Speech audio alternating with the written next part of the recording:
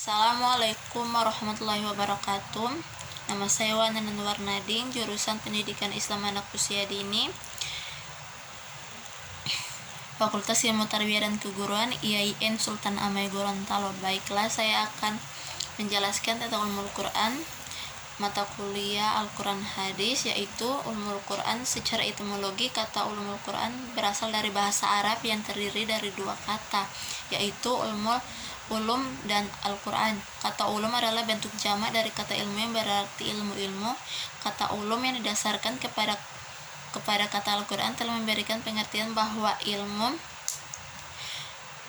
ini merupakan kumpulan sejumlah ilmu yang berhubungan dengan Al-Quran, baik dari segi keberadaannya sebagai Al-Quran maupun dari segi pemahaman terhadap petunjuk yang tersandung di dalamnya. Dengan demikian, ilmu tafsir, ilmu qiraat, ilmu rasmil Quran, ilmu izail Quran, ilmu asbabun nuzul, dan ilmu-ilmu yang ada kaitannya dengan Al-Quran menjadi bagian dari ulumul Quran. Sedangkan secara terminologi, yaitu berbagai definisi yang dimaksud dengan ulumul Quran, diantaranya Asyuti dalam kitab Itmamun al-Dirayah mengatakan ilmu yang membahas tentang keadaan Al-Quran dari segi turunnya, sanadnya, adabnya, makna-maknanya, baik yang berhubungan lafaz-lafaznya maupun yang berhubungan dengan hukum-hukumnya dan sebagiannya. Al-Jaraqani memberikan definisi sebagai berikut: beberapa pembahasan yang berhubungan dengan Al-Quran Al-Karim dari segi turunnya, urutan pengumpulan penulisannya, bacaannya, penafsirannya, kemujizatannya, naski dan masuhnya, penolakan hal-hal yang bisa menimbulkan keraguan terhadapnya, dan sebagainya. Yang berikutnya, ruang lingkup pembahasan Al-Quran. Ulumul Quran merupakan suatu ilmu yang mempunyai ruang lingkup pembahasan yang luas.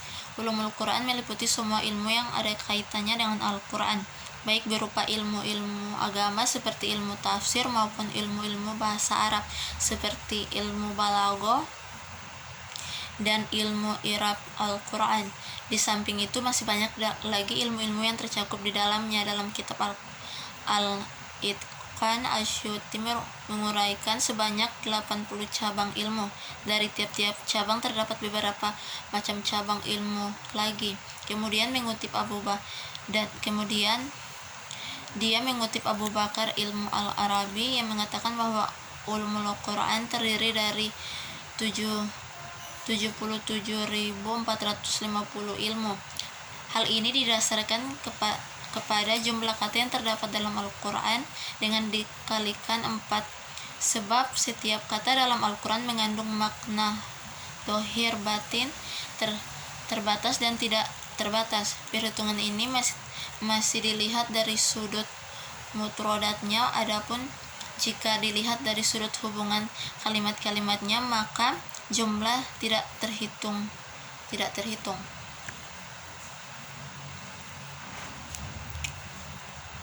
Berikut, katakanlah sekiranya lautan menjadi tinta untuk menulis kalimat-kalimat Tuhanku, sungguh habiskanlah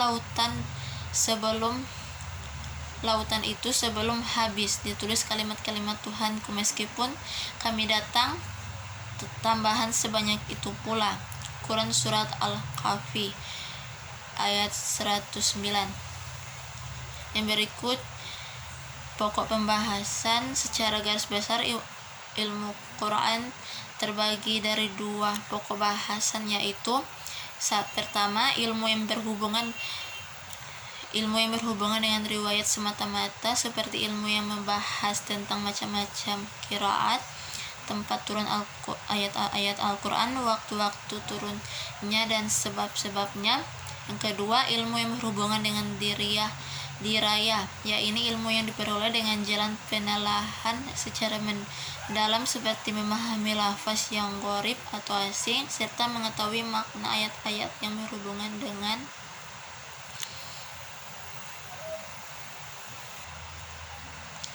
Namun Asy-Syidik memandang segala macam pembahasan ulumul Quran itu kembali kepada beberapa pokok pembahasan saja, seperti nuzul, Pembahasan ini menyangkut dengan ayat-ayat yang menunjukkan tepat dan waktu turunnya ayat Al-Quran, misalnya Makkiyah, Madaniyah, Hadariyah, Safariyah, Nahariyah, Lailiyah, Syitaiyah, Saifiyah, dan Firasyiyah. Pembahasan ini juga meliputi yang menyangkut asbabun nuzul dan sebagainya. Sanad. Pembahasan ini meliputi hal-hal yang menyangkut sanad yang mutawir, ahad, syad, bentuk-bentuk qiraat Nabi, para periwayat dan para penghafal Al-Quran dan cara tahammul atau penerima riwayat. Ada al-qiraah. Pembahasan ini menyangkut waqaf, ibtida, imalah, mat, tahfidz hamzah, idgham. Berikut pembahasan yang menyangkut lafaz Al-Quran, yaitu tentang gharib, mura'ab, majaz, mustarak, muradif, isti'arah, dan tasbih. Pembahasan makna Al-Quran yang berhubungan dengan hukum, yaitu ayat yang bermakna am dan tetap dalam keumumannya. Am yang dimaksud khusus, am yang dikhususkan oleh sunnah, nas, dhahir, musmal, mufashal, matbuk, mafhum, mutlak, muqayyad, mahkum, mutasyabih, muskil, nasikh, masbuk, muqaddam, muakhar, ma'mul pada waktu yang tertentu, dan ma'mul oleh seorang saja. Pembahasan makna Al-Quran yang berhubungan dengan lafaz, yaitu fashal, was, ijaz, isnad, musawah, dan qas. Yang berikut sejarah perkembangan ulumul Quran sebagai ilmu yang terdiri dari berbagai cabang dan macamnya. Ulumul Quran tidak lahir sekaligus. Ulumul Quran menjelma menjadi suatu disiplin ilmu melalui proses pertumbuhan dan perkembangan sesuai dengan kebutuhan dan kesempatan untuk membenahi Al-Quran dari segi keberadaannya dan segi pemahamannya. Di masa Rasulullah SAW dan para sahabat, ulumul Quran belum dikenal sebagai suatu ilmu yang terdiri dari sendiri dan tertulis. Para sahabat adalah orang-orang Arab asli yang merasakan struktur bahasa Arab yang tinggi dan memahami apa yang diturunkan kepada Rasul, dan bila menemukan kesulitan dalam memahami ayat-ayat tertentu, mereka dapat menanyakan langsung kepada Rasul SAW.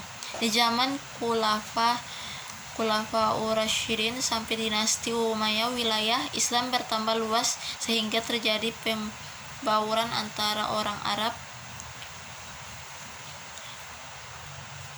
dan bangsa-bangsa yang tidak mengetahui bahasa Arab. Keadaan demikian menimbulkan kekhawatiran sahabat akan tercemarnya keistimewaan bahasa Arab. Bahkan dikhawatirkan tentang bacaan Al-Quran yang menjadi sebuah standar bacaan mereka. Untuk mencegah kekhawatiran itu, disalinlah dari tulisan-tulisan aslinya sebuah Al-Quran yang disebut Mushaf Iman. Dari salinan inilah suatu dasar ulumul Quran yang disebut Al-Ramzi Al-Ustamani. Kemudian ulumul Quran memasuki masa pembukaan pada abad ke-2 Hijriah. Para ulama memberikan prioritas perhatian mereka kepada ilmu tafsir karena fungsinya sebagai ulum al-Qur'aniyah. Para penulis pertama dalam tafsir adalah Syubah Ibnu Al-Hajjaj 160 Hijriah, Sufyan Ibnu Uyainah 198 Hijriah, dan Wali Ibnu Al-Jarrah 197 Hijriah. Dan pada abad ketiga muncul tokoh tafsir yang merupakan musafir pertama yang membentangkan berbagai pendapat dan mentarji sebagainya. Beliau adalah Ibnu Jarir At-Tabari 310 Hijriah. Selanjutnya sampai abad ke-13 ulumul Quran terus berkembang pesat dan dengan lahirnya tokoh-tokoh yang selalu melahirkan sebuah karyanya untuk terus melengkapi pembahasan yang berhubungan dengan ilmu tersebut. Di antara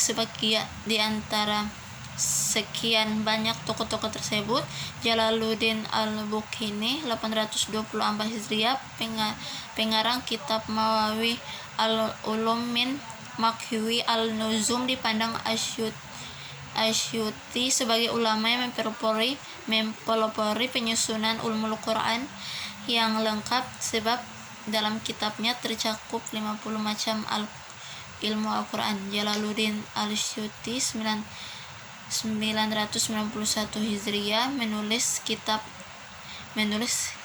Al-Tahir fi Ulum Al-Tafsir. Penulisan kitab ini selesai pada tahun 873 Hijriah. Kitab ini memuat 102 macam ilmu Al-Quran.